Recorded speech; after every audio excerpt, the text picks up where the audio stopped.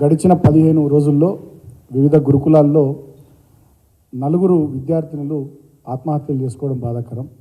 భువనగిరిలో భవ్య వైష్ణవి అనే 2 అమ్మాయిలు, సూర్యాపేటలో కూడా వైష్ణవి అస్మిత అనేటటువంటి 2 అమ్మాయిలు గడిచిన 15 రోజుల్లో గురుకులాల్లో 4 విద్యార్థినులు ఆత్మహత్యలు చేసుకున్నారు. ఈ అంశాన్ని కనీసం రాష్ట్ర ప్రభుత్వం కానీ, ముఖ్యమంత్రి కానీ, మంత్రులు కానీ ఎవ్వరు కూడా పట్టించుకుంటలేరు. 4 విద్యార్థుల ప్రాణాలు వాళ్ళు ఆత్మహత్యలు చేసుకొని బలైపోతే అసలు వీటికి కారణమేంది? దీని వెనుక ఎవరున్నారు?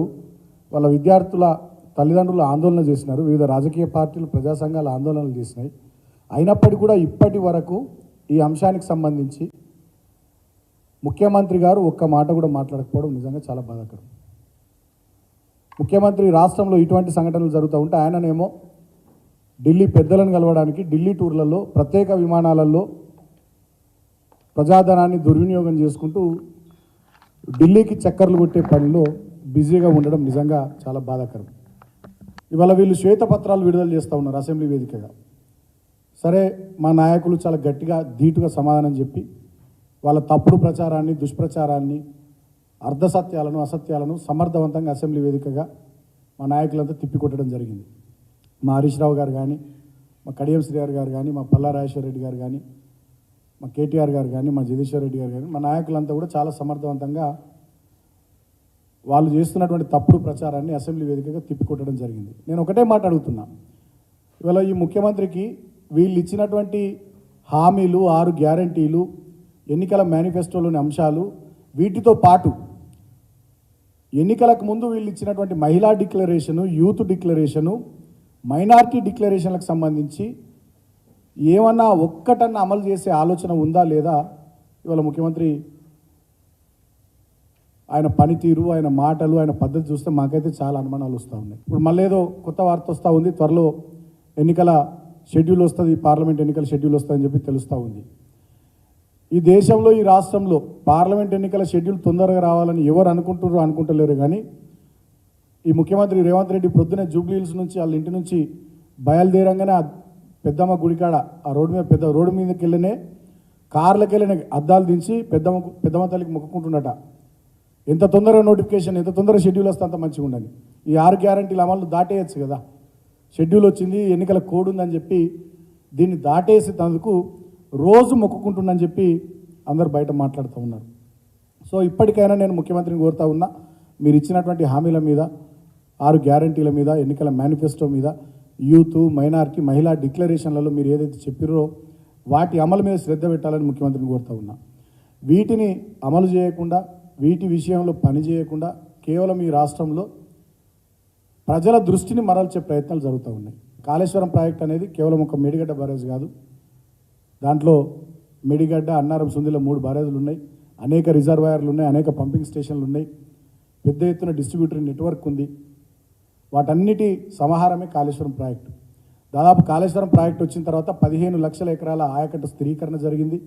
కొత్తగా లక్షల ఎకరాల ఆయకట్టు ఉనికిలోకి వచ్చింది. మంచినీళ్ళకు సంబంధించి తాగునీటి సౌకర్యం కాళేశ్వరం ప్రాజెక్టు నుంచి పెద్ద ఎత్తున ఆ పరిసర గ్రామాలకు, నియోజకవర్గాలకు, జిల్లాలకు ఇది దోహదం చేసింది, సపోర్ట్ చేసింది. అదేవిధంగా పారిశ్రామిక అవసరాలకు కూడా ఈ ప్రాజెక్టు నీళ్ళనిచ్చింది. అంత అద్భుతమైనటువంటి ప్రాజెక్టు. మేము అన్ని అనుమతులు సిడబ్ల్యూసి నుంచి తీసుకొని, వివిధ కేంద్ర ప్రభుత్వ సంస్థల నుంచి అన్ని అనుమతులు తీసుకొని నిర్మించినటువంటి ప్రాజెక్టు. మేడిగడ్డ బ్యారేజ్లో 2-3 పిల్లర్లలో లోపం ఉంటే డెఫినెట్గా దాన్ని సరి చేయాల్సిన బాధ్యత ఈ ప్రభుత్వం తీసుకోవాలి. ఉద్యోగాలకు సంబంధించి కూడా ముఖ్యమంత్రి ఇన్ని వేల ఉద్యోగాలు ఇచ్చిన, అన్ని వేల ఉద్యోగాలు ఇచ్చినట్టున్నాడు. ఈయన నోరు తెరిస్తే పచ్చి అబద్ధాలు మాట్లాడుతున్నాడు ముఖ్యమంత్రి. స్టాఫ్ నర్స్ ఉద్యోగాలు కానీ, సింగరేణిలో డిపెండెంట్ ఎంప్లాయ్మెంట్ కానీ, అదేవిధంగా కానిస్టేబుల్ ఉద్యోగాలు కానీ, ఇవన్నీ మా ప్రభుత్వం ఉన్నప్పుడు మేము నియామక పరీక్షలు నిర్వహించి, ఇంటర్వ్యూలు చేసి, అన్ని కంప్లీట్ చేసి, ప్రాసెస్ అంతా పూర్తి చేసి పెట్టినాం. వీళ్ళే కాంగ్రెస్ పార్టీ వాళ్ళు కోర్టుల్లో కేసులు వేసి ఆ నియామక పత్రాలు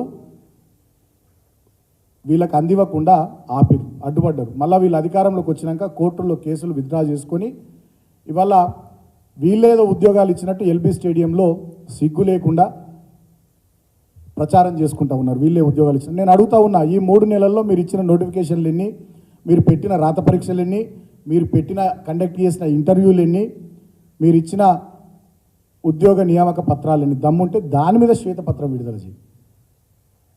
ఇవాళ ప్రజల దృష్టిని మరల్చే చిల్లర పనులు చేస్తూ ఉన్నాడు ఈ ముఖ్యమంత్రి, ఈ రాష్ట్ర ప్రభుత్వం. ఉద్యోగ నియామకాల్లో కానీ, అదేవిధంగా కాళేశ్వరం ప్రాజెక్టు విషయంలో కానీ, ఇతరత్ర అనేక అంశాల్లో అర్ధసత్యాలు, అబద్ధాలు, దుర్మార్గ విష ప్రచారాలు చేయడం ద్వారా ప్రజల దృష్టిని మరల్చే ప్రయత్నం చేస్తూ ఉన్నారు. అసలు కిషన్ రెడ్డితోని ఎవరన్నారు మేము పొత్తు పెట్టుకుంటామని అన్నామా? బీజేపీతో మేము పొత్తు పెట్టుకుంటామని చెప్పినామా కిషన్ రెడ్డికి? కిషన్ రెడ్డితో ఎవరన్నా మేము అన్నామా? బీజేపీ నాయకులతో మేము పొత్తు పెట్టుకుంటామని అన్నామా? వాళ్ళు ఎందుకు అంత ఎగిరెగిరి పడుతున్నారు? నేను బండి సంజయ్ మాట్లాడతాడు, లక్ష్మణ్ మాట్లాడతాడు, ఇందాకేదో మీరు అంటారు కిషన్ రెడ్డి మాట్లాడతారు. ఎవరన్నారు బీజేపీతో పొత్తు పెట్టుకుంటామని? మాదొక సెక్యులర్ పార్టీ, బీఆర్ఎస్ పార్టీ. డెఫినెట్గా మా కేసీఆర్ గారు సెక్యులర్ నాయకుడు. బీఆర్ఎస్ పార్టీతో పొత్తు పెట్టుకుంటామని ఎవరన్నారు? వాళ్ళేదో మీడియాకి లీకులు ఇస్తున్నారు, వాళ్ళే పేపర్లలో రాపిస్తున్నారు, మళ్ళీ వాళ్ళే ప్రెస్ మీట్లలో వచ్చి పొత్తు ప్రసక్తే లేదంటున్నారు. ఎవరు పెట్టుకుంటామన్నారు పొత్తు మీతోని? మాది సెక్యులర్ పార్టీ, మా నాయకుడు సెక్యులర్ నాయకుడు.